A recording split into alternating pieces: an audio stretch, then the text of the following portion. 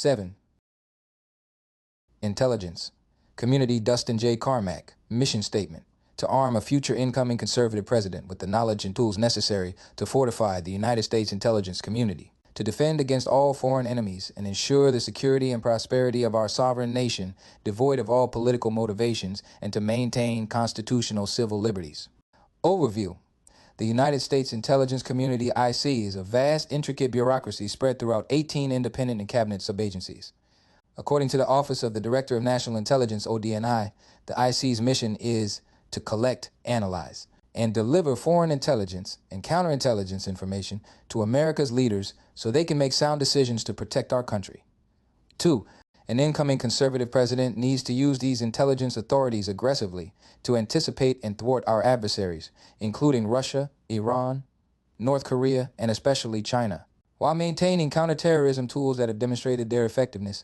This means empowering the right personnel to manage, build, and effectively execute actions dispersed throughout the IC to deliver intelligence in an ever-challenging world.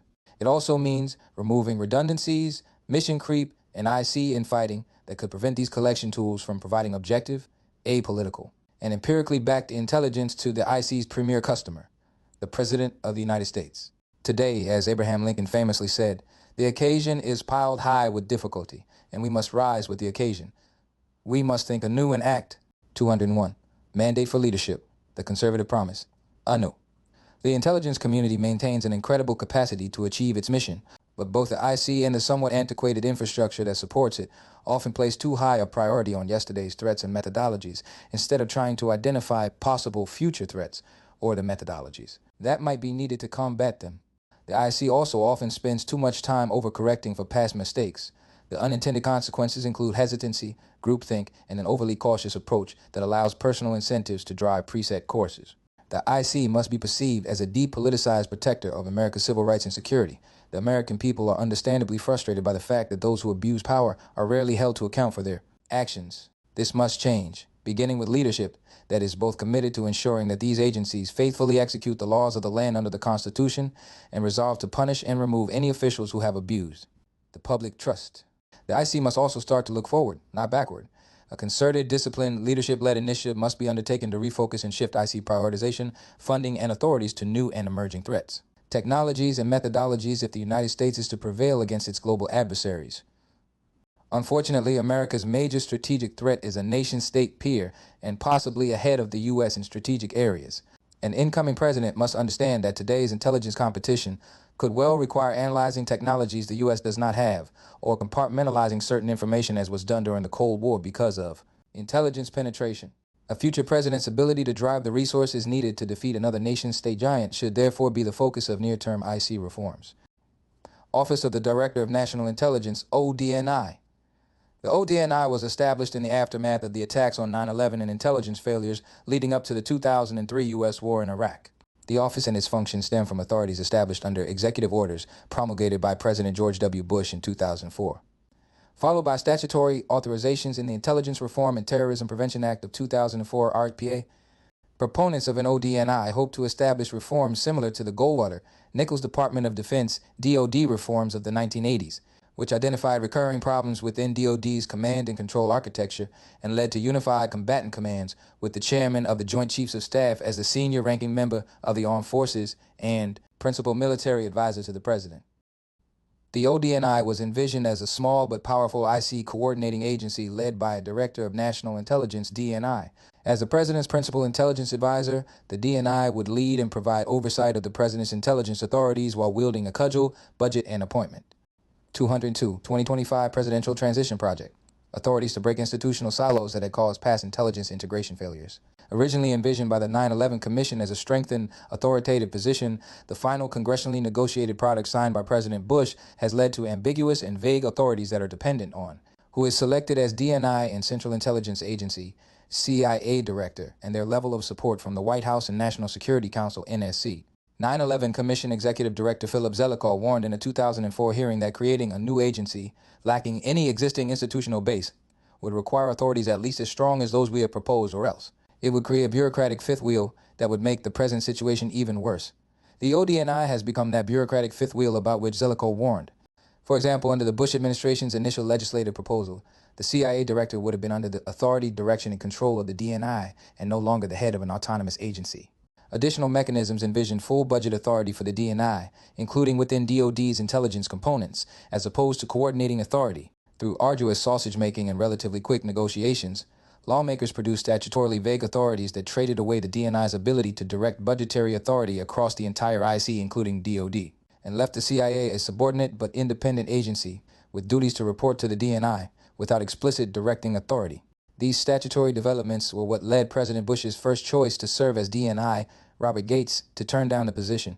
In discussions with the White House over the post, Gates noted that the legislation weakened the leadership of the community and that instead of a stronger person, you ended up with a weaker person because the DNI had no troops and no additional powers really on the budget, hiring, and firing.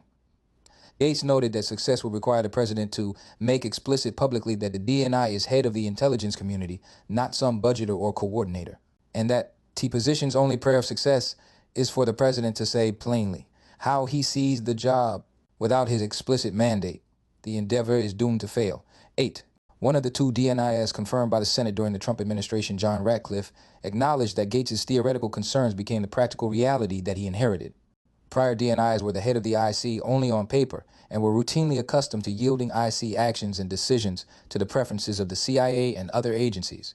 My ability to begin reversing that capitulation was accomplished solely because President Trump made it repeatedly clear to the entire national security apparatus that he expected all intelligence matters to go through the DNI. 9. 203. Mandate for leadership, the conservative promise. To help further the legislative intent behind RTPA, DNI Ratcliffe advised during the transition of incoming Biden DNI Avril Haines that the DNI should be the only cabinet-level intelligence official. While his recommendation was adopted and has corrected the previously allowed imbalance by making the DNI the only cabinet official and head of the IC at the table, the ODNI's effectiveness and direction leave much to be desired. A conservative president must decide how to empower an individual to oversee and manage the intelligence community effectively. To be successful, the DNI and ODNI must be able to lead the IC and implement the president's intelligence priorities. This includes being able to exercise both budget and personnel authority and being able to rely on timely, useful feedback from subordinate components of the IC, many of which are located within other cabinet agencies. The ODNI needs to direct, not replicate in-house, the other IC agencies' analytic, operational, and management functions. Considerations like mismanagement of human resources, joint duty assignments, and accelerated growth in senior personnel can cause the president to dictate to his incoming DNI a desire to slash redundant positions and expenditures while simultaneously giving the DNI the authority to drive necessary changes throughout the IC to deal with the nation's most compelling threats, including those emanating from China. As John Ratcliffe has noted, these are essential to the DNI having the abilities and authorities to effectively direct, coordinate, and tackle the immense national security challenges ahead for the intelligence community as intended under ERTPA. Otherwise, other cabinet and subordinate IC agencies will continue to regard the ODNI as an annoyance and not as a positive contributor to the National Intelligence Program NIP budget. They will continue to work around or circumvent ODNI leadership decisions with appropriators in the Office of Management and Budget, OMB, or seek to wait out an administration or DNI to prevent a policy or intelligence priority from reaching fruition. Intelligence and interagency coordination has improved significantly since 9/11. Nevertheless, interagency rivalries and festering issues continue to cause duplication of effort on intelligence analysis and technology, purchases as well as overclassification and ever-increasing compartmentalization. Additional issues include the abuse of mandated onboarding approval and reciprocity timelines by some agencies, recruitment and retention failures, and a lack of will to remove underperforming or timely adjudicate the misconduct of senior managers and other employees.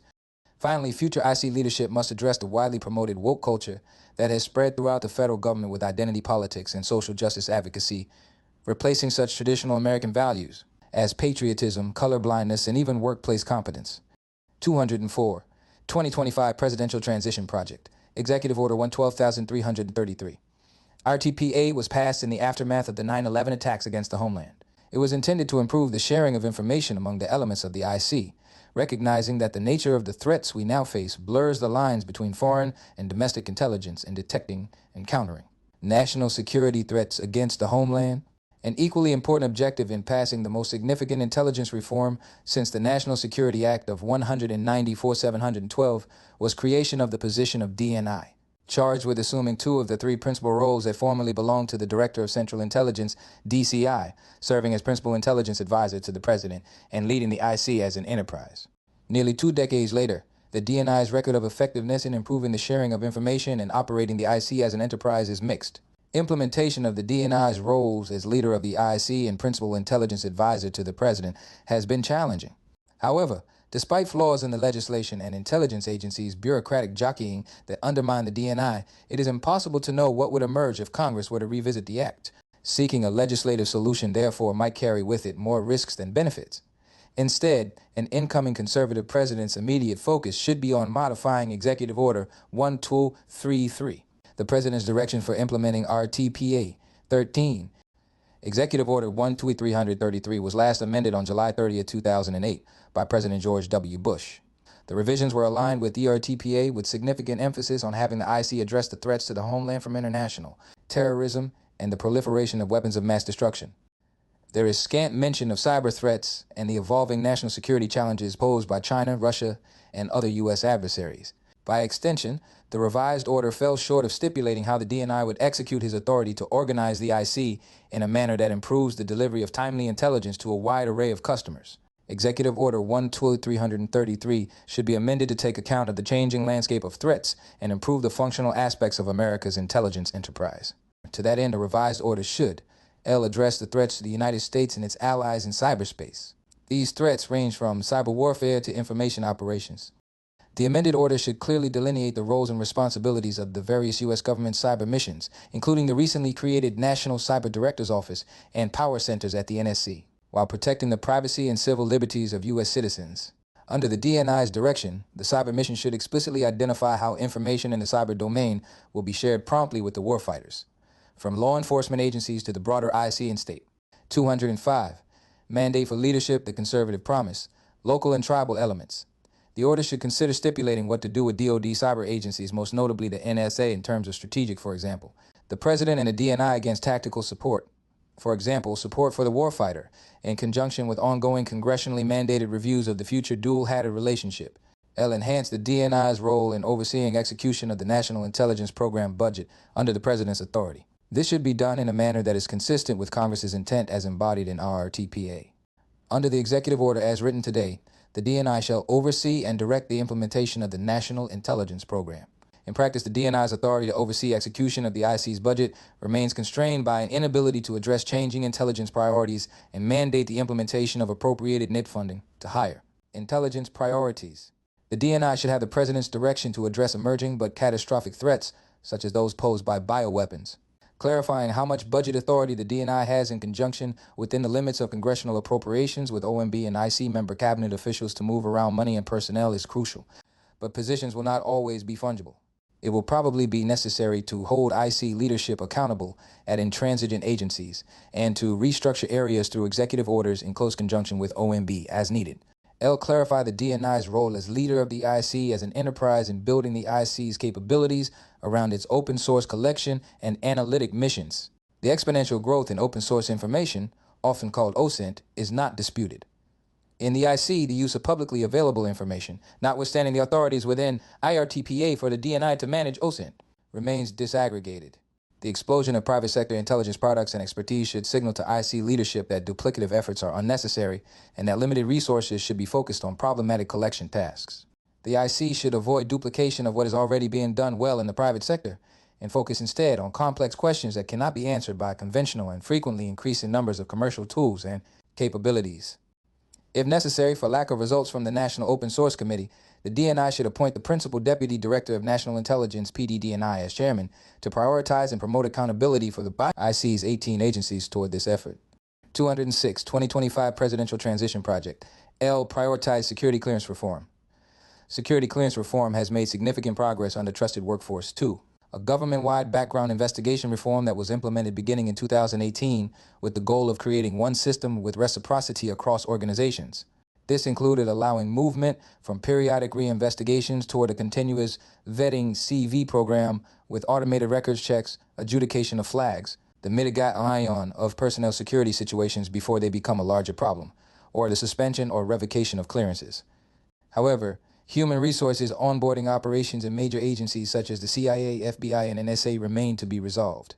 As executive agent for security clearances, the DNI must require results from agencies that resist implementation, enforce the 48-hour reciprocity guidance, and target human resources operations that fail to attract and expediently onboard qualified personnel. Additional carrots and sticks from executive order reform language, including moving the Security Services Directorate from NCTC to ODNI with elevated status, may be necessary. It is unacceptable for agencies to hinder opportunities for cross-agency assignments, use public-private partnerships inefficiently because of constraints on the transferability of security clearances, and lose future talent because of extraordinary delays in back-end operations. Proper vetting to speed the onboarding of personnel with much-needed expertise is vital to the IC's future. L. Ensure the DNI's authority. The DNI's authority should be similar to an orchestra conductor's. An incoming conservative president will appoint whomever he chooses as DNI, but there should be agreement between the incoming DNI and president, with advice and counsel from the Presidential Personnel Office on selecting positions overseen by the DNI throughout subordinate agencies, as well as concurrence by relevant cabinet officials in the CIA. This exists by executive order, but many presidents, PPOs, and cabinet agency heads do not follow executive order guidance and necessary norms. The importance of trust, character, and the ability to work together to achieve a joint set of intelligence goals established by the president cannot be overstated. It is a mission that can be accomplished only with the conductor and his orchestra playing in sync. L. Provide additional support for such economic and supply chain focused agencies as the Department of Commerce.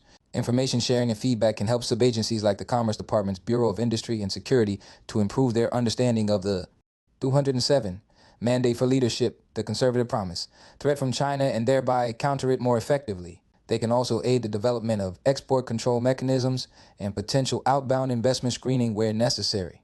Brief, specific governance language should be considered that would apply counter-terrorist authority models to the broader functions of the U.S. government insofar as they are needed to counter 21st century nation-state threats. The success of any DNI rests with support from the President. Any revised executive order must serve to express unequivocal support for the DNI in executing the mandates that an amended order would provide. Central Intelligence Agency, CIA. The CIA is a foreign intelligence collection service tasked with collecting human intelligence, providing all source intelligence analysis and reporting, and conducting covert action when required to do so by the President. The CIA has its roots in the Office of Strategic Services, OSS, which the United States established during World War II as a paramilitary and intelligence collection organization. After World War II, President Harry Truman disbanded the OSS, and the CIA was established in law by the National Security Act of 1947. As with every agency in government, the president's election sets a new agenda for the country. Public servants must be mindful that they are required to help the president implement that agenda while remaining apolitical, upholding the Constitution and laws of the United States, and earning the public trust. The president requires a CIA that provides unbiased and apolitical foreign intelligence information, and, when necessary, can act capably and effectively on any covert action findings. Executing the mission. The CIA's success depends on firm direction from the president and solid internal CIA director-appointed leadership. Decisive senior leaders must commit to carrying out the president's agenda and be willing to take calculated risks. Therefore, L. The next president-elect and incoming presidential personnel office should identify a director nominee who can foster a mission-driven culture by making necessary personnel and structural changes. L. The president-elect should choose a deputy director who, without needing Senate confirmation, can immediately begin to implement the president's agenda. This includes halting all current hiring to prevent the burrowing in of outgoing political personnel. Additional appointees should be placed within the agency as needed to assist the director in supervising its functioning. 208. 2025 Presidential Transition Project. L. The director and deputy director should request briefings on all CIA activities and presence overseas, as well as any CIA-controlled access programs and existing covert action findings without exception. L. The director and deputy director should meet with all directorates and mission centers, prioritizing those that are aligned most closely with the president's priorities and calibrating collection and operations based on the president's intelligence requirements. This includes any areas where the CIA might be conducting its own diplomacy parallel to official State Department policy. It must be clear that the CIA's liaison relationships overseas must follow and not contradict those set at the policy level by the President through the State Department. The other principal offices responsible for executing the CIA's mission include the Directorate of Operations, Directorate of Analysis, Directorate of Science and Technology, Directorate of Support, and Directorate of Digital Innovation. If senior leadership finds any program or operation to be inconsistent with the President's agenda, the director should immediately halt that program or operation. Reigning in bureaucracy. The CIA's bureaucracy continues to grow. Because mid-level managers lack accountability, there are areas in which personnel are not responsive to any authority, including the president. The president should instruct the director to hire or promote new individuals to lead the various directorates and mission centers. This new crop of mid-level leaders should carry out clear directives from senior CIA leadership, which means more accountability and new ways of thinking to benefit the mission. In addition, the president should task the director with significantly broadening recruitment, expediting onboarding practices, and shifting resources away from headquarters, including terminal generalist GS 15 seconds when OPM buyouts, forced rotations, or up-and-out personnel policies are set for particular positions. The CIA must find creative ways to align mission requirements with hiring needs, recruit diverse sets of individuals with unique backgrounds, and become more open to hiring private sector experts directly into senior positions. In addition, the director should break the cabal of bureaucrats in D.C. by permanently moving various directorates, such as support in science and technology, out of Virginia and possibly open campuses outside of D.C. where analysts and other experts could contribute virtually. Redirecting resources. Certain CIA employees and offices have focused on promoting divisive ideological or cultural agendas and fostering a damaging culture of risk aversion and complacency. As soon as possible, the director should divert resources from any activities that promote unnecessary and distracting social engineering. The director should implement changes in promotion criteria. 209. Mandate for leadership, the conservative promise, that reward individuals for creative thinking and quality of recruitments and products rather than numeric metrics or the achievement of benchmarks that are not essential to the mission. Not all careers in espionage are created equal, and the director should incentivize and reward applicants who are willing to accept high risks over those who are climbing the ranks simply by doing business as usual. The director should refocus the CIA to an OSS-like culture and mandate that all CIA employees acquire, as a condition of securing senior GS-14 rank, additional or enhanced language skills, technical or cyber expertise, or field training or serve in overseas assignments. Covert action. Covert action can be a valuable tool in helping further the president's foreign policy agenda if implemented in concert with other forms of government power. As codified in the U.S. Code, the term covert action means an activity or activities of the United States government to influence political, economic, or military conditions abroad, where it is intended that the role of the United States government will not be apparent or acknowledged publicly. The president initiates a covert action with a written finding that explains why such an action is necessary to support identifiable foreign policy objectives of the United States and is important to the national security of the United States. The statute assumes the president will use the CIA as the principal action element to achieve the objectives of covert action findings. However, the president need not feel constrained to utilize only the CIA. That finding shall specify each department, agency, or entity of the United States government authorized to fund or otherwise participate in any significant way in such action. For example, the Department of Defense maintains certain clandestine capabilities under Title X authorities that may resemble but far exceed in scale similar capabilities outside of DoD. Generally, such DoD capabilities can be employed outside a combat theater only if they are determined to be traditional military activities. In practical terms, this means that many DoD capabilities, including those in the space and cyber domains, can be employed only after the initiation of armed conflict. Given the range of global threats the United States faces today, the president should consider whether DoD's complete set of capabilities should be used to support potential covert actions. The problem, unfortunately, is that certain elements in the State Department, IC, and DoD trade on risk aversion or political bureaucracy to delay execution of the president's foreign policy goals. A future conservative president should therefore identify individuals on the transition team who are familiar with the implementation of covert action with a view to placing them in key NSC, CIA, ODNI, and DoD positions. These knowledgeable teams can assist in any review of current covert actions and potentially planning for new actions. 210. 2025 Presidential Transition Project. Immediately after the inauguration, the president should task the NSC Senior Director for Intelligence Programs with conducting a 60-day review of any current covert action findings, including their effectiveness, evaluating new covert actions that might be needed to implement the president's foreign policy goals, and reporting back to the president. Such an assessment should be conducted independently of the agencies responsible for the actions under review. As part of the review, the Senior Director for Intelligence Programs should identify which departments or agencies, such as the CIA or DoD, are best equipped to achieve the objectives set out in new and existing findings. After the 60-day review, the president should demand creative thinking and a clear strategy as to how covert action fits within the president's broader foreign policy strategy, to include possibly modifying or rescinding any current findings, drafting new findings, and streamlining or eliminating needless bureaucracy, particularly at state, to facilitate more expeditious decisions on tactical covert action.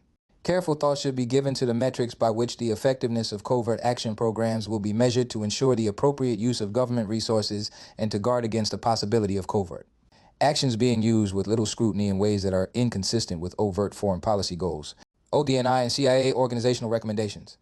The ODNI and CIA operate under authority provided by the Central Intelligence Agency Act of 1949, which means they have greater latitude than the rest of the federal government with respect to the hiring and firing of personnel. Both organizations and other areas of the IC have struggled from a human resources and talent management standpoint to recruit, onboard, and maintain personnel in a timely fashion to fill the IC's ever-changing needs, at a time when the intelligence community needs significantly more personnel with the proper technical, language-capable, and diverse backgrounds, including applicants from elements of the business community. The incoming directors of both agencies need to make this effort a top priority. Past DNIs as chiefs of staff and additional front office staff historically have come from outside the IC, commonly under a misconstrued staff reserve structure that is intended to avoid a Schedule C designation within the IC. The directors should handpick qualified, properly cleared personnel for front office and managerial leadership positions, such as the DNI's chief of staff and heads of legislative affairs and strategic communications, to oversee those divisions with career IC staff reporting to them. The incoming DNI and CIA director should also consider changes in the Senior National Intelligence Service (SNIS), Senior Intelligence Services (SIS). Senior officers should be required to sign mobility agreements that allow ODNI and CIA leadership to move them within the IC every 2 years if necessary. Many qualified. 211. Mandate for leadership, the conservative promise. And distinguished senior officers serve throughout the IC, but some long-serving generalist officers no longer perform at a high capacity, are management-driven, do not serve the IC's changing needs, and limit junior officers' prospects for growth and advancement. An incoming administration should consider studying and implementing additional requirements as a condition for promotion to GS-15, SNIS cease, and explore concepts such as up and out, beginning at the GS-14-15 levels and above. For some fields, the IC should evaluate areas of bloat and underperforming cadre and work with OPM on authority for voluntary separation buyouts. Allowing ODNI and CIA leadership to shrink size and reduce duplication of effort while promoting healthy turnover within their senior ranks would encourage new ideas and perspectives from mid-career officers and, potentially, from employees hired from outside their agencies. The ODNI and CIA should maximize their direct hire and incentive-building authorities to bring in talented and properly cleared individuals to serve in positions requiring technical, language, and cyber expertise. Finally, the human resources and talent management systems for onboarding purposes at the ODNI, CIA, and some other elements of the IC are fundamentally broken. For example, according to current CIA Director William Burns, it recently took more than 600 days on average for a CIA applicant to receive his or her necessary security clearance. Although security clearance procedures have been somewhat improved in recent years, and Burns has committed CIA to reducing that to no more than 180 days. Degradation in other areas of the process has limited the IC's capacity to attract qualified and needed expertise, preventing the abuse of intelligence for partisan purposes. The intelligence function must be protected from bottom-up and top-down politicization if it is to play its proper role in our national security decision-making process. Unfortunately, both types of politicization have occurred recently to the detriment of the intelligence community's reputation and credibility. More important, the politicization of intelligence risks contributing to policy failures, as we saw with the Iraq War, or even undermining our democratic system here at home. In particular, the IC must restore confidence in its political neutrality to rectify the damage done by the actions of former IC leaders and personnel regarding the claims of Trump. Russia collusion following the 2016 election and the suppression of the Hunter Biden laptop investigation and media revelations of its existence during the 2020 election. But the problem is not confined to the executive branch struggle between the IC and policymakers. It also relates to the IC's relationship with Congress, as evinced by DNI James Clapper's failure to answer honestly in response to congressional questions about government surveillance programs. 212. 2025 Presidential Transition Project. The ODNI and CIA are undergoing a crisis of confidence based on several factors. First, President Barack Obama's CIA Director John Brennan gravely damaged the CIA by minimizing the Directorate of Operations and exploiting intelligence analysis as a political weapon after he left office. Brennan's role in the letter signed by 51 former intelligence officials before the 2020 election is unclear, but in dismissing the Hunter Biden laptop as Russian disinformation, the CIA was discredited, and the shocking extent of politicization among some former IC officials was revealed. Restoring respect for the IC as an independent provider of information and analysis while also ensuring that it is responsive to the legitimate needs of policymakers, will require reinforcing essential norms and institutions. However, we should also recognize that achieving the perfect balance that avoids the pathologies of too much distance or too much closeness and responsiveness to policymakers is not only difficult, but probably impossible. Thus, given the very nature of the business and the political process, much will depend on the promotion of certain norms or virtues on both sides of the principal-agent relationship. Specifically, L. The DNI and CIA directors should use their authority under the National Security Act of 1947 to expedite the clearance of personnel to meet mission needs and remove IC employees who have abused their positions of trust. An area of particular concern is that personnel under investigation for improprieties have been allowed to retire before internal investigations have been completed. Directors of both agencies must instill further confidence in their workforces, Congress, and the American people that they can and will deal effectively with personnel that fail to live up to their oath to the Constitution, adhere to ethical and moral standards as expected by America's taxpayers, and faithfully execute the law. L. The President should direct the DNI and the Attorney General, by direction of the respective Inspectors General and IC Analytical Ombudsman, to conduct a further audit of all IC equities of past politicization and abuses of intelligence information. For example, a recent IC Ombudsman analysis during the 2020 election cycle noted, if our political leaders in the White House and Congress believe we are withholding intelligence because of organizational turf wars or political considerations, the legitimacy of the intelligence community's work is lost. 3.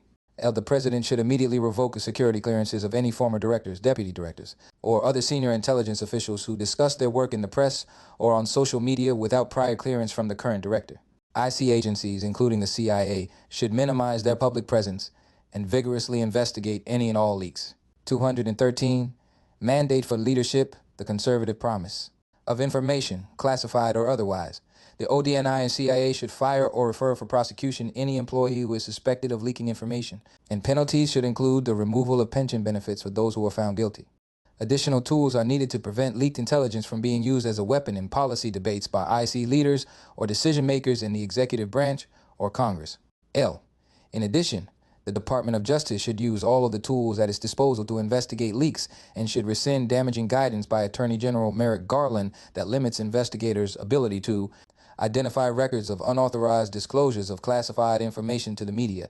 Personnel have sufficient access to legitimate whistleblower claims under protections provided by Inspectors General and Congress. The Director and IC must prioritize hiring additional counterintelligence and security personnel to assist in this effort. L. Military and civilian IC training should include stronger emphasis on the norm of political neutrality, including a mandatory course on professionalism and repercussions for abuse in the execution of duties in all degree programs at the National Intelligence University. L. Intelligence leaders need to model norms of neutrality and respect for the decision-making authority of the President, appointed officials, and Congress. This includes building trust with key decision-makers by not using their positions and privileged access to information to influence policy-making indirectly or directly in an inappropriate fashion, especially by engaging in threat inflation. IC leaders should practice extreme restraint in engaging with the public and the media. They should seek to work in the shadows rather than in the limelight. Potential restrictions on such appearances could supplement this norm, preventing political leaders from using IC officials to support an administration position as they do with military leaders. L. Retired IC leaders should similarly support the neutrality norm by not becoming public figures. L. Congress should not use IC leaders as pawns in policy struggles with the President or the other party during their appearances before committees of the House and Senate. While Congress has a proper oversight role, it should distinguish between information that needs to be public and information that should be discussed in private with members of the IC. A DNI should call balls and strikes to those on both sides of the aisle on Capitol. 214, 2025 Presidential Transition Project. Hill, who attempt to weaponize the use of selective intelligence to feed political narratives. L. Political leaders should avoid manipulation by appointment, a practice by which intelligence leaders are selected for their policy views or political loyalties instead of their skilled expertise. Presidents should also avoid public rebukes and pressure from the intelligence profession, which can include intimidation and bullying, to shape IC analysis. This will be easier if IC leaders live by the norms of neutrality and thus are not seen as political actors, for whom political responses are deemed necessary. L. Intelligence leaders and professionals should never cook the books for presidents or change or shape their analysis to preserve access or status. Foreign Intelligence Surveillance Act, FISA. A future president should understand the importance of FISA 26 while also seeking reforms and accountability for any abuses of its authorities. When discussing FISA and what changes may need to be made, it is important to note and recognize that there are stark differences among the individual FISA authorities. Section 702 of FISA, for example, allows the IC to target foreign terrorists, spies, cyber hackers, and other bad actors, but only if they are non-US persons when their communications pass through the United States.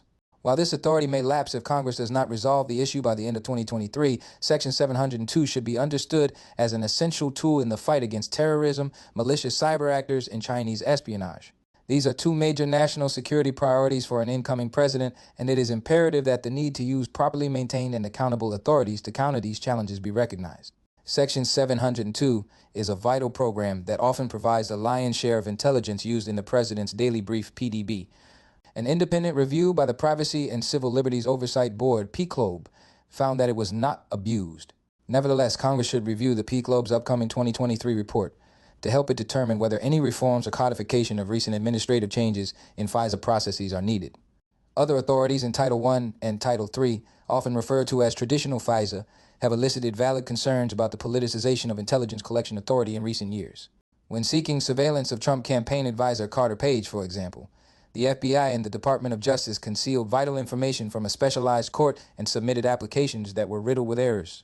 An incoming conservative president should consider reforms designed to prevent future partisan abuses of national security authority. A package of strong provisions to protect against such partisanship might include 215. Mandate for leadership, the conservative promise. Stiffer penalties and mandatory investigations when intelligence leaks are aimed at domestic political targets. Tighter controls on otherwise lawful intercepts that also collect the communications of domestic political figures. An express prohibition on politically motivated use of intelligence authorities. And reforms to improve the accountability of the Justice Department and the Foreign Intelligence Surveillance Court. To keep intelligence credentials from being used for partisan purposes, former high-ranking intelligence officials who retain a clearance should remain subject to the Hatch Act after they leave government to deter them from tying their political stands or activism to their continuing privilege of access to classified government information. The IC should be prohibited from monitoring so-called domestic disinformation. Such activity can easily slip into suppression of an opposition party's speech, is corrosive of First Amendment protections, and raises questions about impartiality when the IC chooses not to act. China-focused changes, reforms, and resources. The term whole of government is all too frequently overused, but in responding to the generational threat posed by the Chinese Communist Party, that is exactly the approach that our national security apparatus should adopt. CIA Director William Burns has formally established a China Mission Center focused on these efforts, but it can be successful only if it is given the necessary personnel, cross-community collaboration, and resources. That is uncertain at this point, and just how seriously the organization is taking the staffing of the center is unclear. A critical strategic question for an incoming administration and IC leaders will be how, when, and with whom do we share our classified intelligence?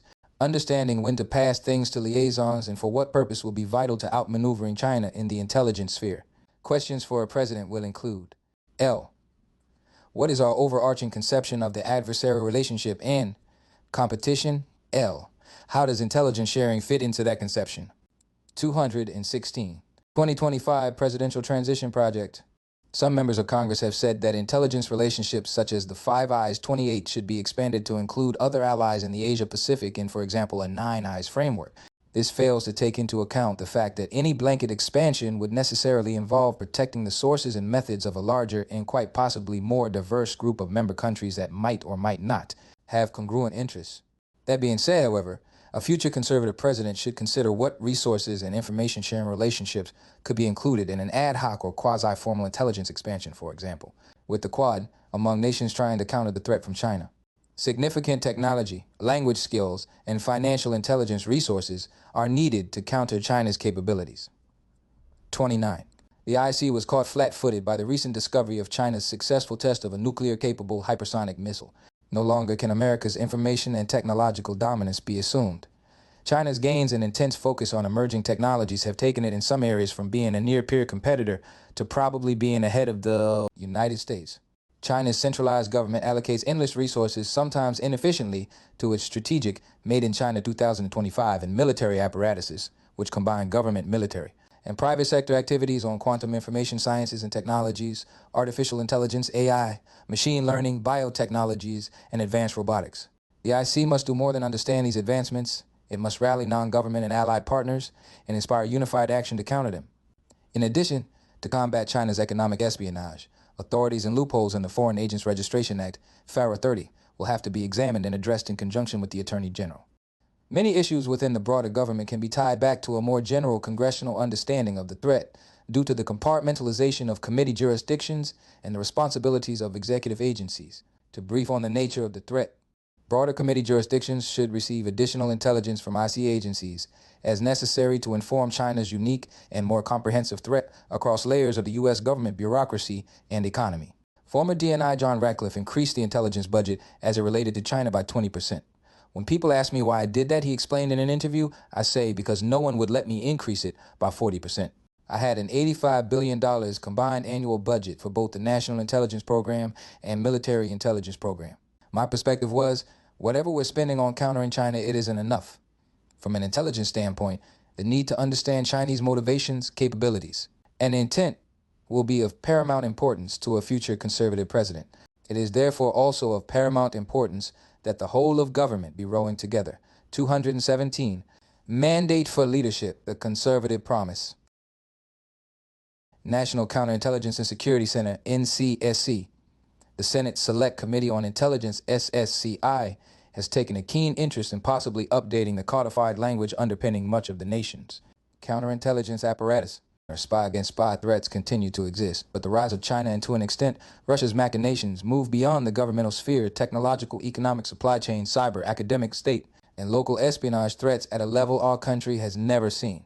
The asymmetric threat includes cyber, non-traditional collection, and issues involving legitimate businesses serving as collection platforms. Barring statutory changes that could occur before 2025, a future conservative president should further empower and resource the IC by executive order or through suggested changes in the Counterintelligence Enhancement Act. CEA of 2002.321 CSC was given some authority for outreach efforts on behalf of the IC for counterintelligence education, insider threats, and broader U.S. government best practices. But there remain significant deltas between Title 50 and non-Title 50 entities' protections. Primary operational elements should remain at the FBI and CIA, with the Bureau and NCSC collaborating on non-governmental outreach. While there is no need to create a separate agency, a future president and DNI should amplify NCSC's authorities and roles with respect to counterintelligence strategy, policy, outreach, and governance, including supporting necessary joint duty assignments JDA for FBI and CIA personnel. At the same time, the FBI requires significant additional resources and legal authorities to fulfill its statutory role as the lead operational counterintelligence agency in dealing with the ever-growing threats posed by our adversaries.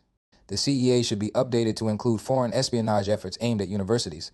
Corporate America, technology companies, research institutions, and academia must be willing, educated partners in this generational fight to protect our national security interests, economic interests, national sovereignty, and intellectual property, as well as the broader rules-based order, all while avoiding the tendency to cave to the left-wing activists and investors who ignore the China threat and increasingly dominate the corporate world. Reinstitution of the National Security Higher Education Advisory Board and National Security Business Alliance Council should be prioritized, with leadership from the NCSC, the FBI, or a combination of both entities. When the CCP steals at least $400 billion to $600 billion in intellectual property each year, it is time to devote some strategic thinking to exactly how and to what degree counterintelligence efforts can help to protect America's commercial endeavors. If Chinese strategic technology gains are happening almost entirely in transnational commercial space, for example, and the private sector is also gathering and analyzing some critical intelligence. These essential data points should assist in national-level counterintelligence efforts. 218 to 2025 Presidential Transition Project.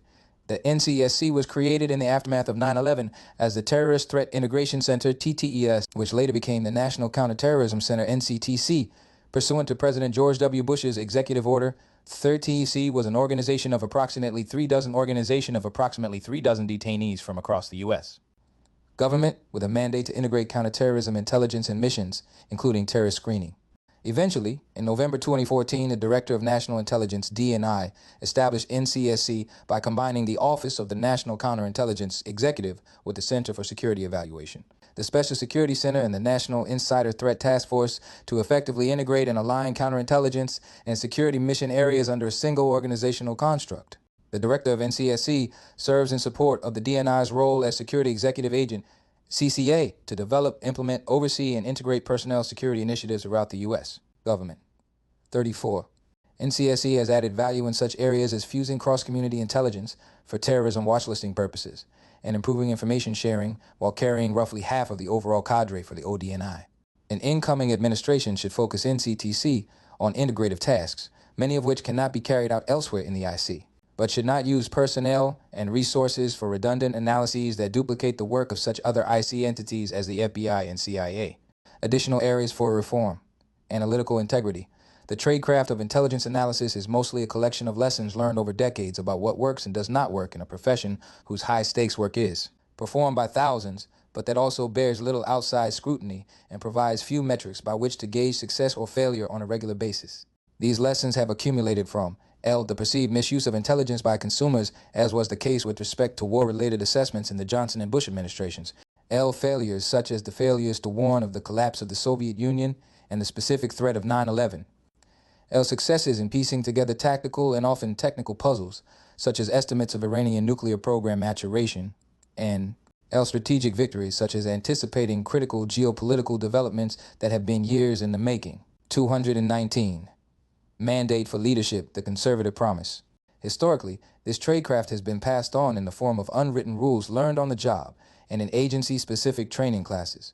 But increasingly since the intelligence reforms of 2004, they have been codified IC-wide under the direction of the Deputy Director of National Intelligence for Mission Integration. A RAND study of U.S. intelligence tradecraft notes that the vast majority of intelligence analysts reside outside the Central Intelligence Agency and do work that is tactical, operational, and current.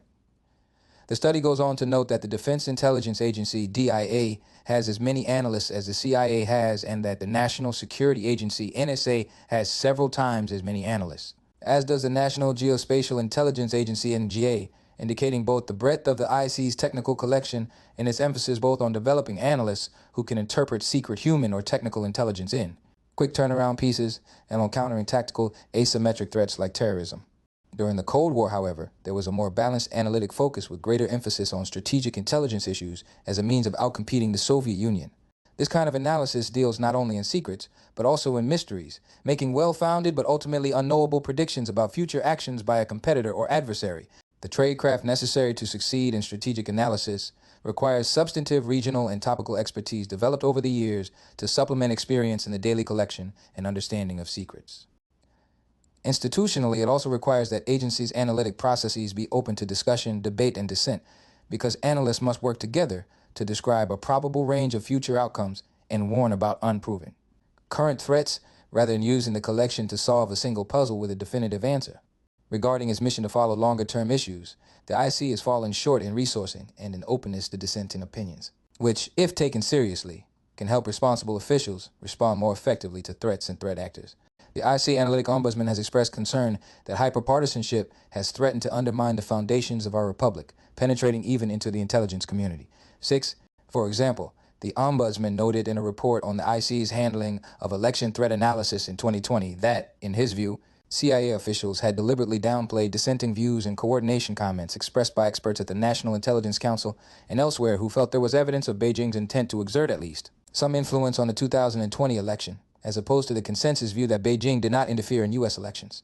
Senior CIA analysts and leaders made it difficult to have a healthy analytic conversation in a confrontational environment while violating multiple official IC tradecraft standards. By not allowing dissents or considering alternatives, the CIA exercised undue influence on intelligence. Subsequent exposure of China linked online. 2025 Presidential Transition Project. Influence in the FBI's warnings about continued efforts through the 2022 midterms highlight the folly of undue certainty without consideration of alternatives. On election influence and other controversial issues such as the origin of COVID-19, analysts at the most powerful intelligence agencies have increasingly tended to use the leeway they have been given to insert their political views into their work in order to influence, if possibly even control, the analytic process. They do this in ways that attempt to squash dissent and impair the creation of a culture in which entrenched views are challenged and unpopular analytical lines can survive or not according to their merits. To help the United States and its leaders to outcompete China across multifaceted societal, economic, military, and technological threats.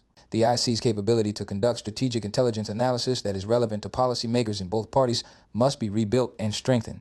Because Beijing may be a peer or even exceed U.S. capabilities in some areas, the post-9/11 analytic focus on quick turnaround secrets is not good enough. Strategic planning, informed by intelligence, must take place for the United States to stay ahead of whatever new threats China may pose. An incoming conservative president will have the opportunity to signal the demand for such strategic products and prioritize their production through communications to intelligence leaders and formal mechanisms such as shifting priorities within the National Intelligence Priority Framework and structuring the president's daily brief. The incoming DNI should also emphasize implementing the recommendations in the Ombudsman's report, especially regarding objectivity, the inclusion of dissenting viewpoints, and more serious efforts to hold senior leaders accountable for back-channel attempts to change or suppress analytic views. Accounting for a long history of intelligence failures and surprises, an incoming conservative president must appreciate the ambiguity, complexity, limits, and assumptions inherent in intelligence assessments. Intelligence often deals with the human dimension in complex decision systems within a foreign country or organization, and this makes consistently accurate predictions difficult if not impossible to develop. Seeing something and understanding what you are seeing are two different things, so a president should consistently and patiently press the IC about his potential biases, assumptions, methodology, and sourcing. With regard to election threat analysis and politically controversial topics, agency leaders should take seriously the Ombudsman's admonition that we need to maintain tradecraft standards across all countries and topics by ensuring that equitable standards apply across all foreign threat actors. Analysis should be put forward without regard to the domestic political ramifications of intelligence conclusions. Obligation to share and real-time auditing capability. The federal government has made admirable progress in recent years by being more. 221. Mandate for leadership, the conservative promise. Forward-leaning and sharing cyber threat intelligence with private sector partners and the public, emphasizing that the protective nature of such information is of value only if put into the right hands at the right time. Since critical infrastructure and services are overwhelmingly owned, managed, and defended by the private sector in the United States, there has been an increasing emphasis on declassifying intelligence and sharing actionable information with private sector partners, often through industry-specific information sharing and analysis centers (ISACs), regional meetings of government and private sector experts called InfraGard. Run by the FBI, direct public notification from the Department of Homeland Security, the FBI, and increasingly the NSA, and more discreet one-on-one engagements led by the collecting agencies. These programs properly recognize the private sector's role in providing cybersecurity for Americans. In practice, however, the intelligence shared by the U.S. government through these venues is too often already known or no longer relevant by the time it makes its way through the downgrade process for sharing. In addition, government-shared information often needs to take advantage of the opportunity to provide context, such as attribution, trends, and size of the observed cyber problem. As warranted, additional context should be provided to the private sector as a matter of routine to continue improving the U.S. government's ability to defend the country's most vital networks. The IC must adopt an obligation to share policy process, including the capacity for right to release intelligence products whereby newly discovered technical indicators, targeting, and other intelligence relevant to cyber defense are automatically provided either to the public or to targeted entities within 48 hours of their collection, which is how counterterrorism intelligence has been managed for years when it comes to a duty to warn. Under this policy, agency heads should still have the flexibility to withhold intelligence for operational or counterintelligence reasons, but would need to report regularly to Congress on the number of and justification for exceptions. This policy would make sharing intelligence and defending networks the default, as it already is in the rest of the cybersecurity community outside the IC, to improve the quantity, relevance, and timeliness of defensive information while ensuring accountability for top leaders when they must withhold this information. One of the most significant challenges within the IC is presented by the need to share information promptly among the 18 elements of the intelligence enterprise. The only long-term solution to the understandable tension between the need to share information and the need to protect intelligence sources and methods is a robust real-time auditing capability that electronically flags unauthorized access. Under an identity management system with real-time audit, even the most sensitive information acquired by America's intelligence agencies can be shared, and the access to and use of that information are appropriately monitored. Establishing 222 2025 Presidential Transition Project. A real-time auditing capability is essential to decreasing the risk for the heads of intelligence agencies and meeting their statutory requirements to ensure that they protect sources and methods associated with the classified information their agencies collect. Overclassification. There is broad consensus across the U.S. government and among stakeholders that the system for classifying, declassifying, and otherwise marking and handling sensitive information is at a crossroads. Exorbitant amounts of classified data are created daily, and agency personnel often mistakenly choose classification as a default selection to ensure national security. At the same time, the effectiveness of downgraded and carefully declassified information to support foreign policy efforts has been borne out in, for example, alerting the broader world of Russia's buildup and likely plans for its invasion of Ukraine. Two executive orders principally govern how the U.S. government handles classified and sensitive information. L. Executive Order 135 National Security 6, Classified National Security Information, issued in 200,938, prescribes the classification levels and procedures for declassification. L. Executive Order 1 Classified Information, Controlled Unclassified Information, issued in 201,039, aimed to establish a uniform program for managing all unclassified information that requires safeguarding or dissemination controls. The current system for declassifying classified national security information, CNSI, is extraordinarily analog, requiring experts' review of individual records. Declassification policies are based on human review of paper and need to contemplate and handle the proliferation and volume of digital records created by agencies. The U.S. government will soon reach the point at which manual review is impossible.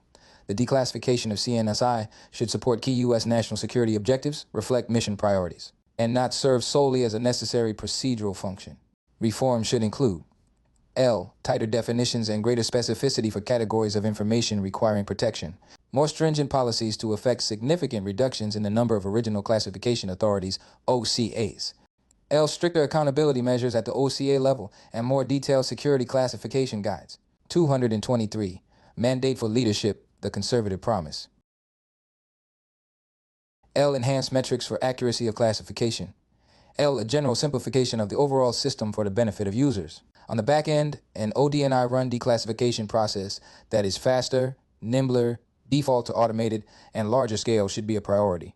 Additionally, investments in it are required to deal with the growing volumes of CNSI collected and produced in the digital age, along with many years' worth of existing analog and digital holdings that could provide valuable historical insights. An incoming administration needs to explore options to prioritize funding for innovation in declassification management.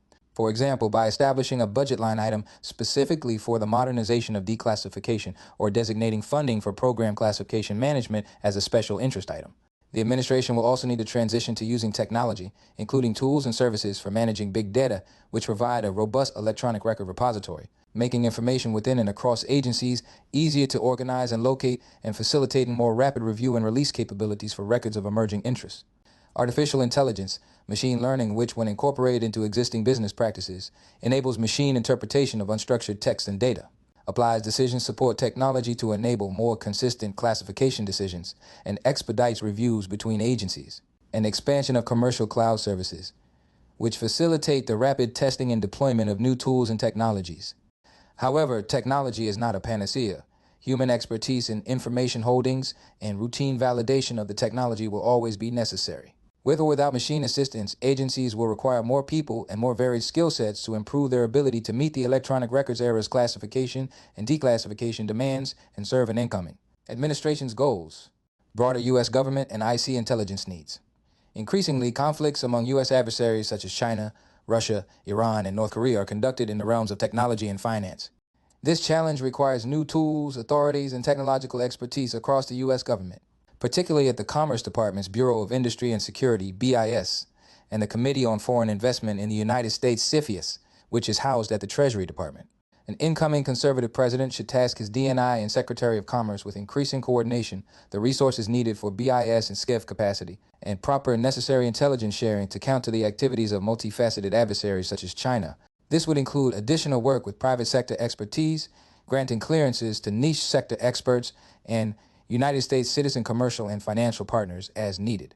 224, 2025 Presidential Transition Project, covering the digital age.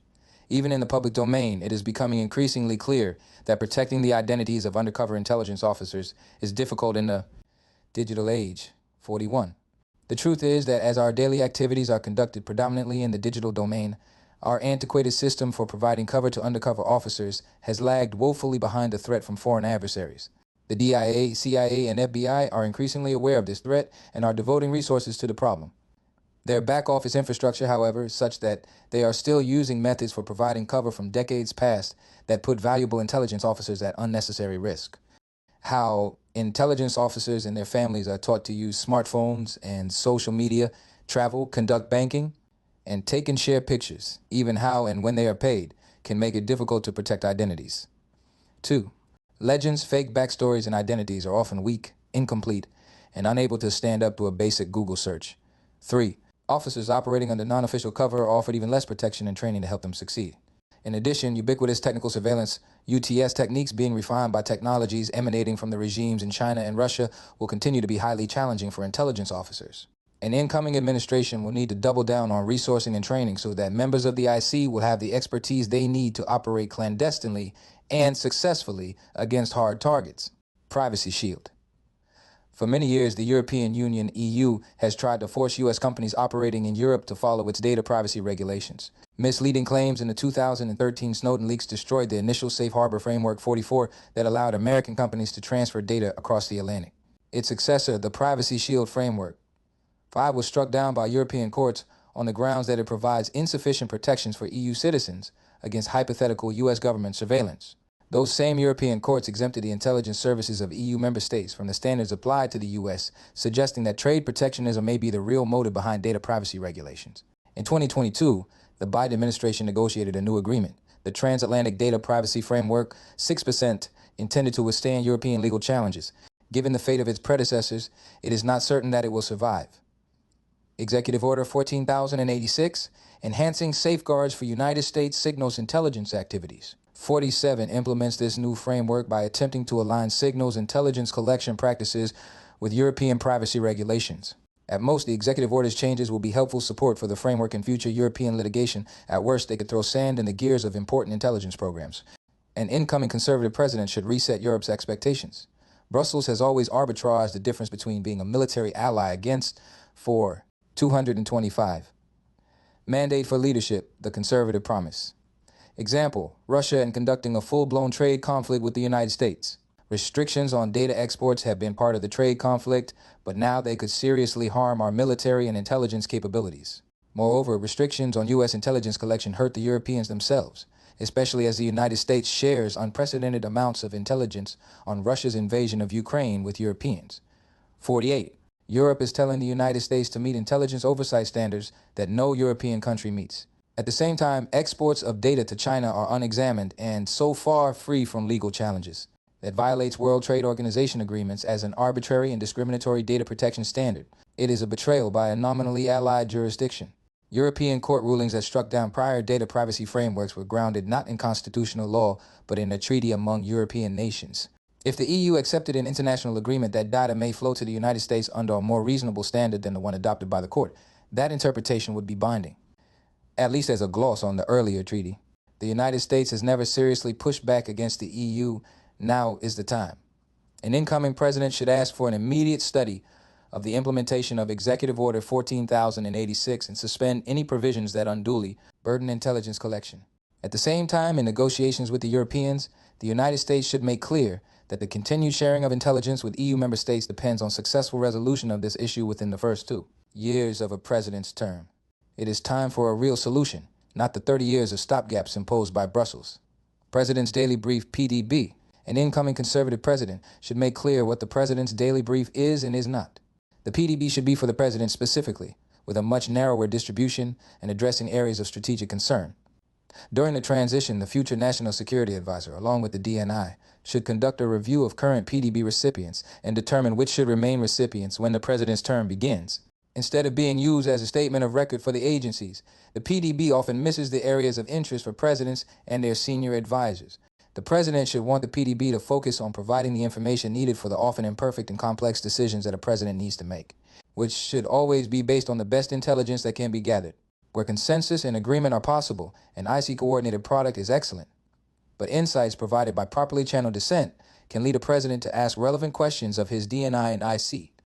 A future DNI determines the PDB briefer based on recommendations made by the Deputy Director of National Intelligence for Mission Integration MI.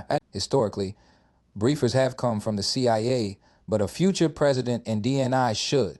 226-2025 Presidential Transition Project. Consider a primary briefer or a rotation of briefers from other IC elements. Additionally, the entirety of the PDB staff and production should be located at ODNI. National Intelligence Council, NIC. The National Intelligence Council is the IC's premier analytic organization and includes more than a dozen national intelligence officers and NIOS, each of whom leads the IC's analysis within a regional China, Russia, Iran, etc., or functional cyber, counterproliferation, economics, etc., mission area. This includes authoring national intelligence estimates on major strategic issues, with the entire IC overseeing and deconflicting the annual analytic plans of each agency, and weighing in on day-to-day major analytical issues, sometimes individually, for example, by writing the NI6 strategic memos or providing detailed expert briefings to the president before major decisions. Historically part of the CIA, the NIC was reorganized into the ODNI, as was the PDB. It retains the CIA's objective analytic culture and is staffed primarily with CIA officers. However, as many as 25% of its NIOs over the decades have come from academia or the private sector, bringing in much-needed outside expertise to collate and understand intelligence with perspective and skills that are not necessarily nurtured within the IC. In recent years, there has been a greater emphasis on encouraging officers from other agencies, particularly the DIA, NSA, and FBI, to serve as NIOs or as their deputies. To encourage greater analytic independence and debate, the incoming administration should require that non-CIA officers comprise at least 50% of the NIC's membership, and that the first among equals Nick Chairman is an outsider from one of the three major IC agencies with reporting responsibility to the PDD&I. Opening these senior analytic roles to the best analysts regardless of agency would also encourage the continued maturation of analytic cadres and tradecraft at those agencies and give them an equal voice in interagency analytical disputes, which in turn would give the president access to the best thinking and a variety of sources and perspectives from across the entire IC rather than from the CIA alone. IC Chief Information Officer. The Intelligence Community Chief Information Officer, HCO, directs and oversees all aspects of the classified IT budget for all of the IC's 18 elements. As the DNI's principal advisor for technology, the ICCIO must be well-versed in technology, acquisitions, operations, and intra-agency cooperation to advance our technical prowess and simultaneously direct a bureaucracy that, left unchecked, will serve each element's own preferences. To ensure that procured and implemented technology and policy reflect the administration's agenda, the ICCIO must have the support of the DNI and possess the ability to command cooperation between and promote interoperability across IC members. Because of the unique responsibilities entrusted to this position, incumbency has seesawed between political appointees and career civilians. Due to its congressionally capped salary, the position is often filled by an SES-level member administratively detailed to support the DNI. At times, the ITO is incorrectly 227, Mandate for Leadership, the Conservative Promise, referred to as the ODNI-CIO. By law, and to secure unbiased execution across all of the IC's 18 elements, the same individual may not serve as ECO and ODNI-CIO. There are two distinct positions. Critical areas and ICIT portfolio priorities for the ICO include, but are not limited to, L. Transparent accounting and allocation of IT investments across the IC, including commercial cloud computing and storage C2E. L. Recognized and uniform security access for people, systems, and capabilities to enable interoperability across IC elements. L. 5 grams, 6 grams data transmission and network interoperability, which is vital to IC element operations. L. Artificial intelligence and machine learning. L. Quantum cryptography and post-quantum encryption, PQE, and L. Cybersecurity infrastructure, where Biden administration changes have realigned and reassigned management oversight and IT architecture responsibilities to NSA and DHS, CISA, conflicting with ICCIO delineated roles. An incoming administration should appoint the ICCIO as a primary member of the DNI staff, along with the ODNI General Counsel, IC Chief Financial Officer, and ODNI Chief Operating Officer. The president-elect should require immediate reviews of the progress in implementing post-quantum encryption, at a minimum for IC and defense systems, but preferably throughout the government. The president's national security memorandum specifying the goal of mitigating as much of the quantum risk as is feasible by 2035-49 needs to be revised in light of the magnitude of the threat. Accounting for the investment that will be needed to secure IT systems for national security should be a top priority. ODNI, CIA, and IC technology issues. In recent years, the IC has had a mandate from multiple administrations to advance technology needs for intelligence, needs that have seen massive changes as a result of such threats as China's advancements in technology and data infrastructure. Many of the projects coming out of ODNI and CIA Science and Technology Directorate S&T focus on expensive, AI-driven open source work. But there is likely duplication of effort in areas where the private sector and entrepreneurs are already making progress. 228. The Intelligence to Transition Project. The activity, IARPA, on challenging technology, avoiding duplication of what is already being done well in the private sector in such areas as practical defense, cyber intelligence, and artificial intelligence research would help to focus the agencies on the complex shadow. Tasks at hand while simultaneously freeing limited resources for advancement in other areas. President's Intelligence Advisory Board and PIAB Intelligence Oversight Board. The President's Intelligence Advisory Board, PIAB, is charged with providing the President with an independent source of advice on the IC's effectiveness while offering insights into the IC's future plans. The board is meant to have access to all information needed to perform its functions and to have direct access to the President. The Intelligence Oversight Board is a standing committee within the PIAB. These entities should be tasked with giving independent, informed advice and opinion concerning major matters of national security focused on long-term, enduring issues central to advancing and protecting American interests. This should include taking a broader, deeper look at critical trends, developments, and their implications for U.S. national and economic security, relying on unclassified and open-source information. The importance of space. With China developing increasingly capable space and counter-space technologies and Russia taking more aggressive action in space, space has emerged as the latest warfighting domain. In response, the DNI created the Office of the Space Executive OSX in 2018 as an experiment to promote greater integration of IC space activities without incurring excessive overhead. The DNI mandated greater collaboration across the enterprise without adding personnel, altering authorities, and increasing budgets. The Space Executive's design reflects the original design principles of the ODNI. The ODNI was explicitly not designed to be a departmental headquarters with command and control of the 18 agencies' vast bureaucracies. Rather, it was designed to be small and lightweight with a mission to coordinate and integrate the critical activities of the IC's 18 agencies without creating new bureaucracy. That goal should remain in force, and calls by outside entities or Congress to add new centers and layers should be rejected. The Office of the Space Executive has been recognized as an effective governance model and has spawned similar efforts, including the Election Threats Executive, Economic and Threat Finance Executive, and Cyber Executive.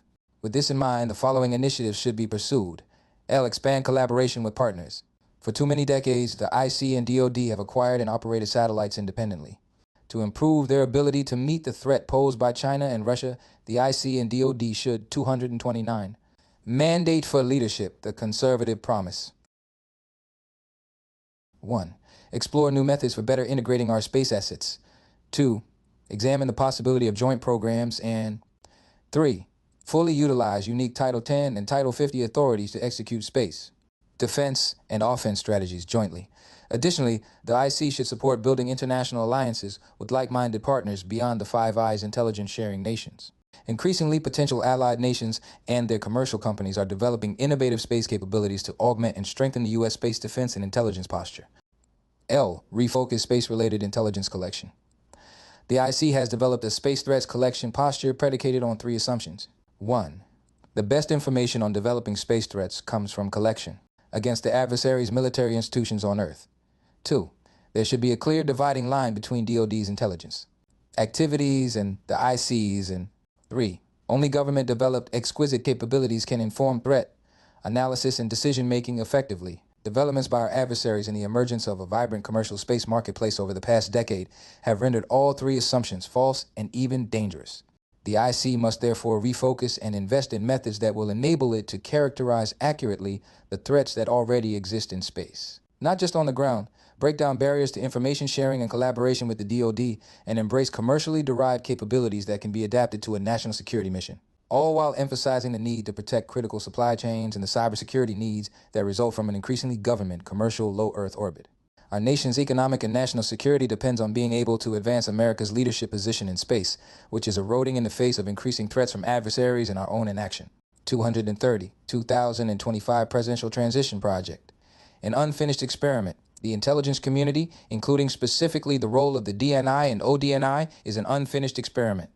The envisioned design principle was a conservative one, a small, network-centric model for enterprise coordination, as opposed to a large monolithic bureaucracy like DHS.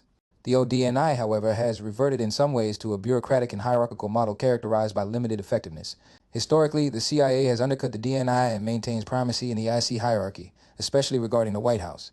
An incoming conservative president can right the ship and return the IC governance model to first principles by using a limited but empowered leadership and coordination designed to serve the nation's intelligence and national security needs while reclaiming the public trust with fiscal responsibility, political neutrality, personnel accountability, technological prowess, and necessary human capital needed to counter the immense nation-state and asymmetrical threats facing our country. Author's note: the preparation of this chapter was a collective enterprise of individuals involved in the 2025 Presidential Transition Project. No particular policy statement, reform recommendation, or other view. expressed herein should be attributed to any individual contributor or to the author. 231. Mandate for leadership, the conservative promise. Endnotes. 2 independent agencies, the Office of the Director of National Intelligence, ODNI, and the Central Intelligence Agency, CIA, 9 Department of Defense elements, the Defense Intelligence Agency, DIA, the National Security Agency, NSA, the National Geospatial Intelligence Agency, NGA, the National Reconnaissance Office, NRO, and intelligence elements of the 5 DoD services, the Army, Navy, Marine Corps, Air Force, and Space Force. 7 elements of other departments and agencies, the Department of Energy's Office of Intelligence and Counterintelligence, the Department of Homeland Security's Office of Intelligence and Analysis and U.S. Coast Guard Intelligence, the Department of Justice's Federal Bureau of Investigation, and the Drug Enforcement Agency's Office of National Security Intelligence, the Department of State's Bureau of Intelligence and Research, and the Department of the Treasury's Office of Intelligence and Analysis. Office of the Director of National Intelligence, what we do, members of the IC, https www.dni.gov index.php, what we do, members of the IC. Access March 8, 2023. 2. Office of the Director of National Intelligence, mission, www.intelligence.gov/mission, textical to 20. Intelligence 2, community is 20, mission 20 is law 20, enforcement 2. Celsius is February 24, 2023. 3. Abraham Lincoln, Second Annual Message to Congress, December 1st, 1862, www.presidency.ucsb.edu/doc. Documents, Second Annual Message. 9. Access March 6, 2023. 4. Christopher Porter, 7 questions. The next president will need the intelligence community to answer to win the technology competition with China. LinkedIn, March 14, 2023. www.linkedin.com/poll/. 7 questions. Next president need intelligence community Porter tracking Adequal Tadio 9 RF5 CNSWW and AAAE7 R9 RS 1825 HR 2845 Intelligence Reform and Terrorism Prevention Act of 2004 Public Law No. 108 458 108 Congress December 17, 2004 www.congress.gov/plause/pubble/plawpubble.pdf. Access March 6, 2004. 6. Testimony of Philip Zelikow, Executive Director, National Commission on Terrorist Attacks upon the United States. In hearing, Assessing America's Counterterrorism Capabilities, Committee on Governmental Affairs, U.S. Senate, 108th Congress, 2D Session, August 3, 2004, p55. ia.us.archive.org/item/gov, gpo.fds.arg,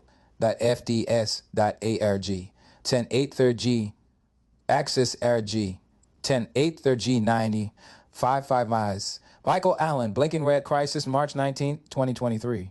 7. Michael Allen, Blinking Red Crisis and Compromise in American Intelligence After 9/11, Dulles, Virginia, Potomac.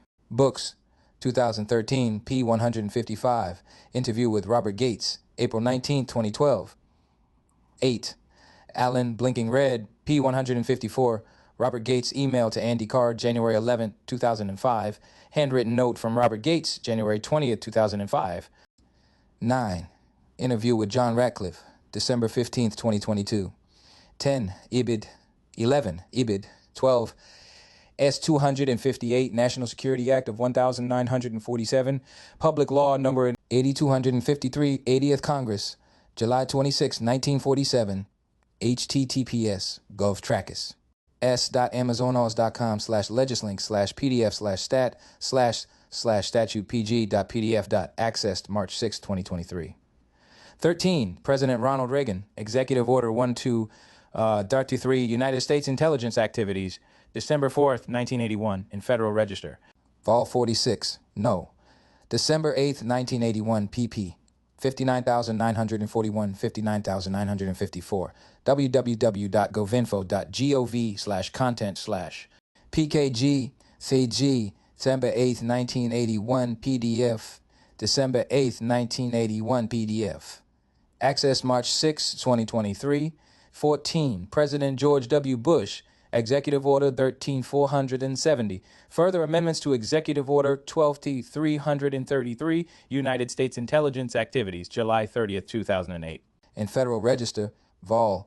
73, number 150, August 4, 2008, pp. 45,008, August 4, 2000 and www.govinfo.gov/content/pkg/pdf/e.pdf.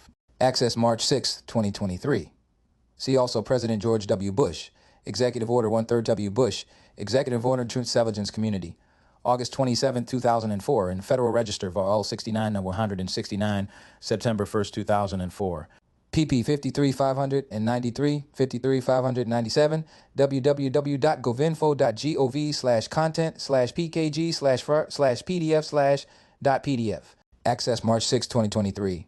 15. U.S. Department of Defense, Defense Counterintelligence and Security Agency, Trusted Workforce 2 and Continuous Vetting, www.dcsa.mil/mc/pv/cv/. Access March 9, 2023. 16. 50 U.S. Code 3093E www.law.cornell.edu/US code/text// dot. Access February 24th, 2023. 17. 50 U.S. Code 3093A. 50 U.S. Code 3093A, 232, 2025 Presidential Transition Project. 19. Michael E. Devine Activities of the Intelligence Community. Selected. Definitions, Congressional Research Service Report for Members and Committees of Congress, number R45-175, updated November 29, 2022, sgp.s.org/crs/intel/r.pdf. Access February 24, 2023. 20. H.R. 2663, Central Intelligence Agency Act of 1949, Public Law Number 81 to 110, 81st Congress, June 20th, 1949, https govtrackis.s.amazon.com/legislink/pdf/stat/statute/pg.pdf.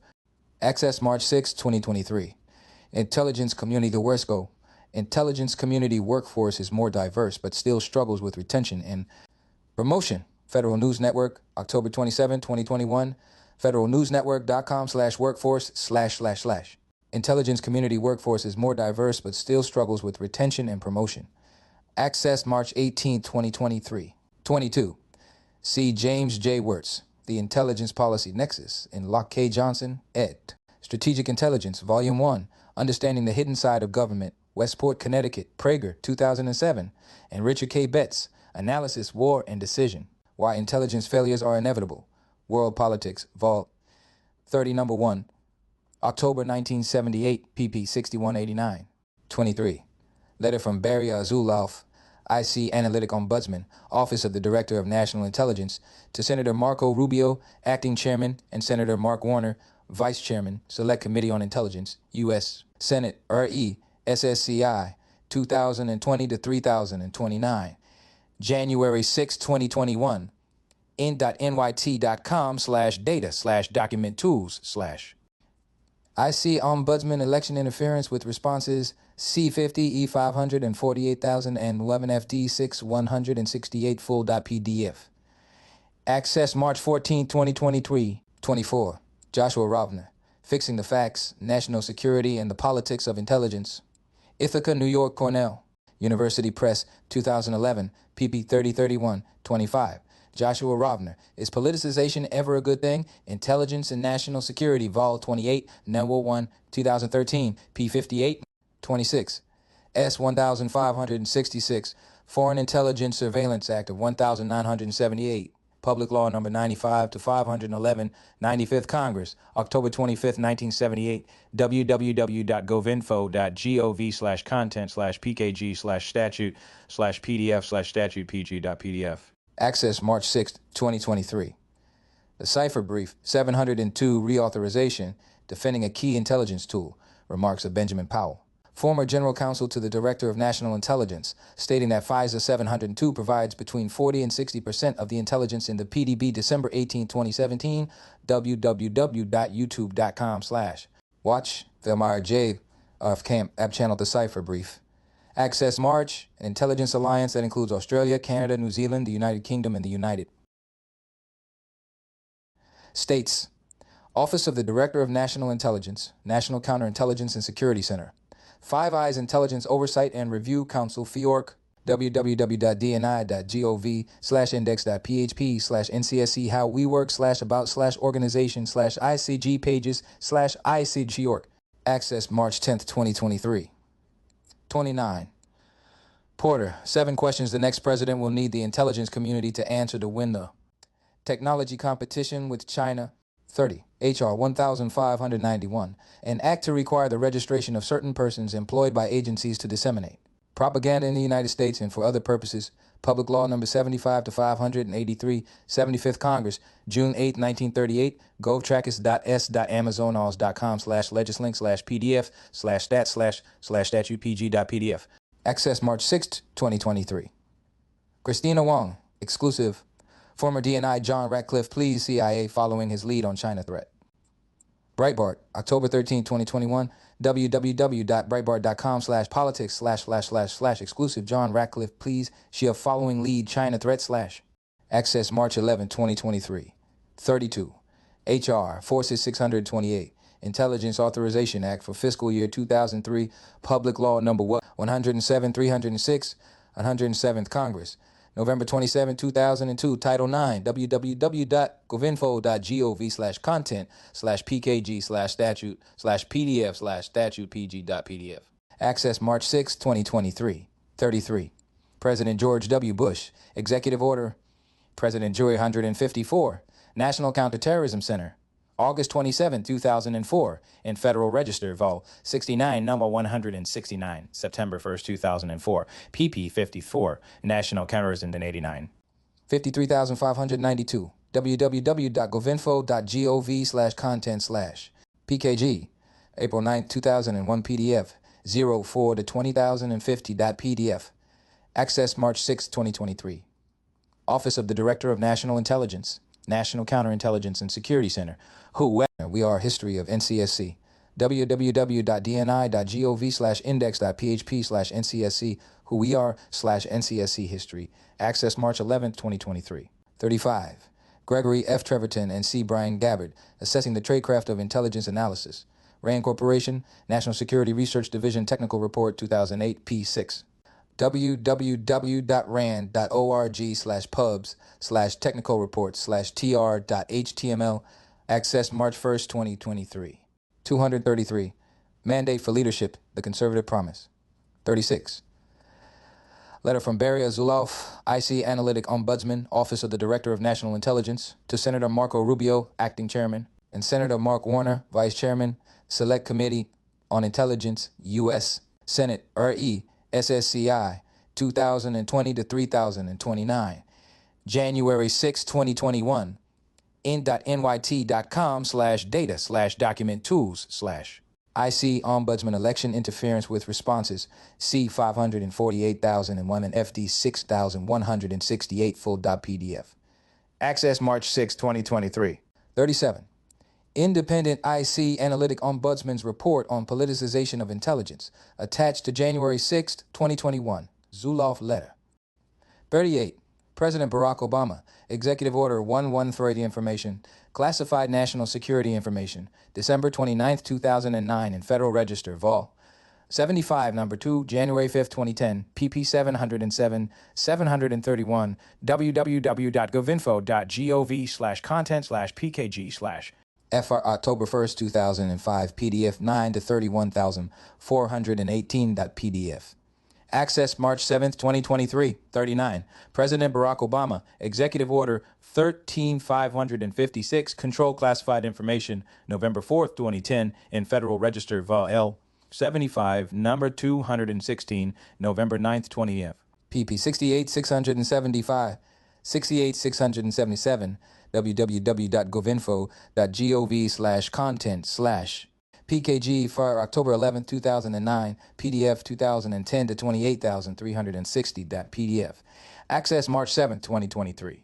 Academarays How the U.S.-Chinese Technology War is Changing the World. Foreign Policy, November. August 19th, 2022. Foreignpolicy.com// Demarays Backfire Sanction U.S.-China Technology War Semiconductors Export Controls Biden /. Access February 28, 2023. Scott Stewart to it. The risk to undercover operatives in the digital age. Stratfor Worldview, October 29th, 2015. Worldview.stratfor.com/article/risk undercover operatives digital age. Access February 24th, 2023.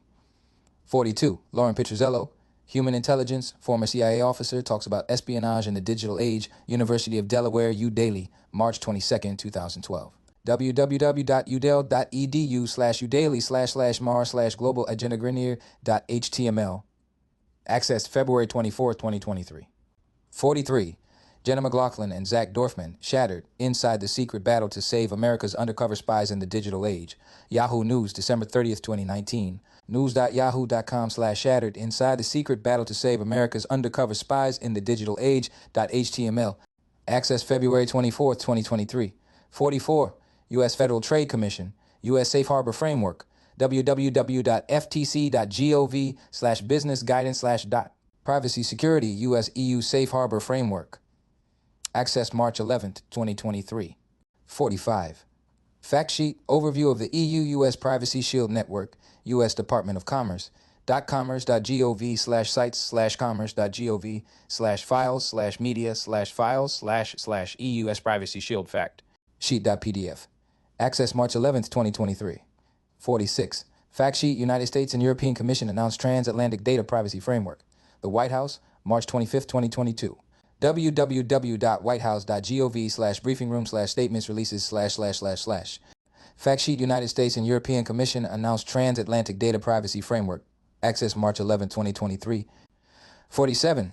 President Joseph R. Biden Jr., Executive Order 14,086, Enhancing Safeguards for United States Signals. Intelligence Activities, October 7th, 2022, in Federal Register, Vol 87, number 198, October 14th, 2022, pp. 62,283, 62,297. Access March 7th, 2023. 48. Warren P. Strobel. Release of Ukraine intelligence represents new front in U.S. information war with Russia. The Wall Street Journal, updated April 4, 2022. www.wsj.com/articles/release of secrets represents new front in U.S. information war with Russia. Access February 24th, 2023. 49. President Joseph R. Biden Jr., National Security Memorandum on Promoting United States Leadership in Quantum Computing while Mitigating Risks to Vulnerable Cryptographic Systems. The White House, May 4, 2022, www.whitehouse.gov/briefingroom/statements releases//. 04. National Security Memorandum on Promoting United States Leadership in Quantum Computing while Mitigating Risks to Vulnerable Cryptographic Systems. Text equal Toto 20 mitigate 20 this 20 risk 2 Celsius is the 20 united 20. States must the quantum risk case is feasible be access March. See also President Joseph R. Biden Jr. Executive Order Enhancing the National Quantum Initiative Advisory Committee. May 4th, 2022 in Federal Register, Vol 87, No 89. May 9th, 2022, pp. 27,909, 27,911, https www.govinfo.gov/content/pkg/pdf/.pdf. Accessed March 12, 2023, and Fact Sheet, President Biden announces 2 presidential directives advancing quantum technologies. The White House, May 4th, 2022. www.whitehouse.gov/briefingroom/statements releases//// Fact Sheet, President Biden announces 2 presidential directives advancing quantum technologies/. Accessed March 12, 2023. 234.